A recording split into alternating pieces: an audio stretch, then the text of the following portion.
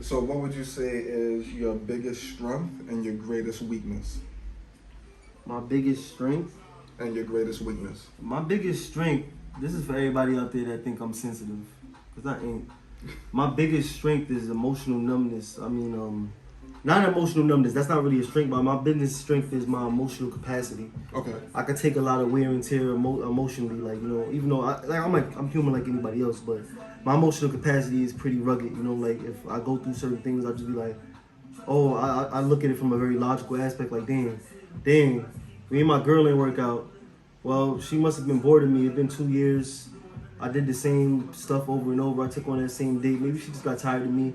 Maybe our energy's not right. I won't sit there and be sad. I won't sit there and be thinking about it from another perspective. Like my emotional lens is high, high extent. Sometimes I can't even relate to people when they get in their emotions too much. I'll just be like, yo, bro, put your jacket on, bro. Or pull your skirt down. Put your jacket on. I say put your jacket on. I'll say pull your motherfucking skirt down, sir. It'd You're be acting people. like I mean, realistically, it'd be people that's pretty physically capable of many things that ain't emotionally where I'm at. They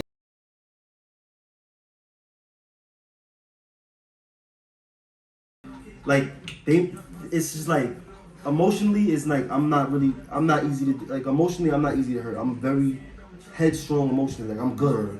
So the weakness. I say the weakness is well, overall in my life, probably like just being gullible when it comes down to like, what energy I sense. Like I'm not, if I sense some energy, I wouldn't really follow it. I'll kind of like, oh, let me see what's gonna happen. Let me string myself along. Even though I already know what this energy is hitting for, I already understand what's going on. I wouldn't pay attention to it. First instinct. I got you. Actually, I like suffered with that same problem. It's not that you would be, well, it's a little bit of gullibility in there, but it was more so like you saw the good in somebody and chose to focus on that versus the negative. So in that situation, you were ignoring red flags. You know Absolutely. what I'm saying? I'm a victim of that as well. So my biggest strength and my biggest weakness at the same time is, I would say, my love and loyalty, my big heart, which I ask God why He blessed me with a good heart, a big heart all the time. But it's not necessarily a bad thing. You just have to know how to move and how to operate. You understand what I'm saying? So that's like, I would say love and loyalty is like one of my biggest strengths and weaknesses, Yeah. to be honest with you. That's an oxymoron. Yeah, exactly. Because it's not a bad thing. You don't want to be disloyal and heartless. I mean, it's enough heartless people out there. I'd rather be different. You know what I'm saying? Right. It's enough heartless people out there. But that's why emotional. That's why my emotional lens is the way it is. Because I could do something for somebody and I'd be like, man, this person is heartless. It doesn't matter. It's not that I'm heartless. It's just that I understand. I understand the nature of your behavior. So my emotions is gonna lie in between somewhere where I could live in this world and deal with it. Here's my thing, right? Here's my only issue when, you know what I mean, when faced with that situation and you actually give those type of individuals the same energy they're giving you, they can't handle it from you because when you're anointed and you operate in that, not light, but darkness, I would say, so to speak, it's like, it's going to hit a little different when we do it. It's going to be a little bit more sharper when we do it. Well, it's different. It's different psychological paths and spiritual paths and things to take. Sometimes people do things to people because they don't want it done to them.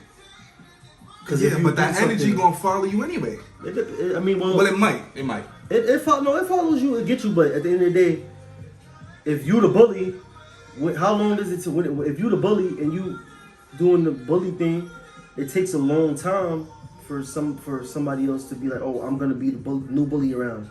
It takes a long time. It's years. Sometimes it's years and years of. But it necessarily doesn't have to be somebody that wants to be the new bully in town. It could be an individual that was having a bad day. Like, you know what, I'm tired of you. Yeah. Today's your last day. Or I'm tired of you. Like, you're not the big dog today no more. Like, I'm the big dog now.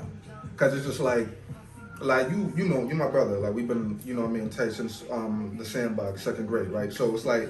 Nah, for real. So it's like, you know what I mean? Like, I'm a nigga that bullies the bully. I'm not looking for a problem, but it's like, if you want a problem, bro, there's no problem. Like, you feel me? Like, I think people got defense. I think it's just a defensive mechanism to me. I really think, honestly, everybody wants to be good.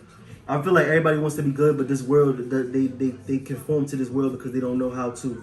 So they decide to do things that are in the realm of live or die. Defensive. It's a defensive nature. You know what I'm saying? It's hard for people to open up. Everybody's not going to be able to open up and be like, yo, let me do the right thing and let me do this and do that. Everybody wants to be good. I've had conversations with everybody.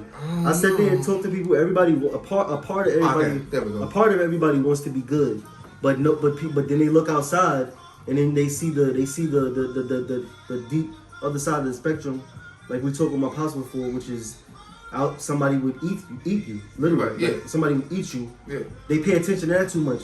They need to pay attention to the people that are, you know, it's a guy that goes on that's on Instagram right now. He walks up to people and gives them $1,000 for no reason. Right. He walks up to people and give you $5,000 for no reason just because you look like you're having a bad day. You having a bad day? Here's $5,000, literally. Pay attention to that guy. Stop paying attention to the carnivores and the people eating people and the evil people and the murderers and all that. Stop paying attention to those people. I pay attention to those people. That's why I'm the way I am, because I know that good people exist. Respect. Like, you know. I mean, it's really when it comes down to it, it's really about what are you manifesting, what are you indulging, what kind of energy are you intertwining with. So if I'm on YouTube and I'm looking up drill music every day, like I'm marrying that, I'm indulging in that.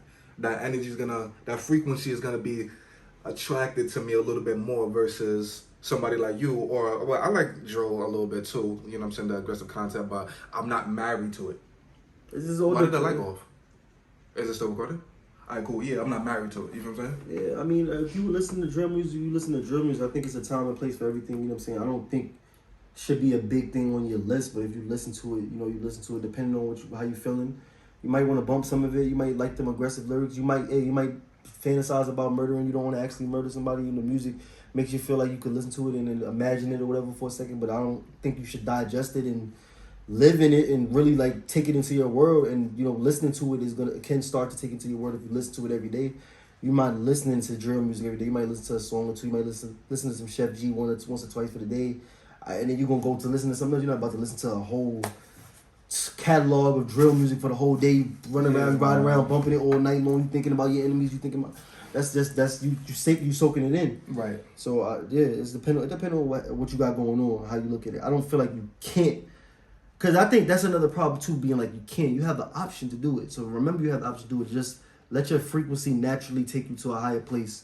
Don't feel like it's restrictive. You must not do this. And I'm not into that. I like the idea of your morality having a moral compass, letting you cling towards other things where you could talk to somebody that listen to drill music still. I want to be able to talk to y'all. Right. I don't want to be like, I come in the room and then, you're listening to drill music, you can't even talk to me. You need to turn on some Sunday choir music. Like, you can't even talk to me now. I can't relate to nobody. Who can I help now? Right. If I can't talk you still got to be relatable. You know what I'm saying? I can't help you now because I'm better than you. I'm so bigger and better than you now. I can't even welcome you to my church. I can't even welcome you to my understanding. It can't even help you get there. You looking at people like me like, you better than us, and you know what I'm saying, you cocky, you arrogant, you whatever, you think I'm not worth nothing because I listen to a certain type of music or I'm around a certain type of environment. We all come from the environment, so you know. Real talk. Yeah. That's what it is, man. So, you know, this episode about to heat up. We got one more question we about to get into it right now.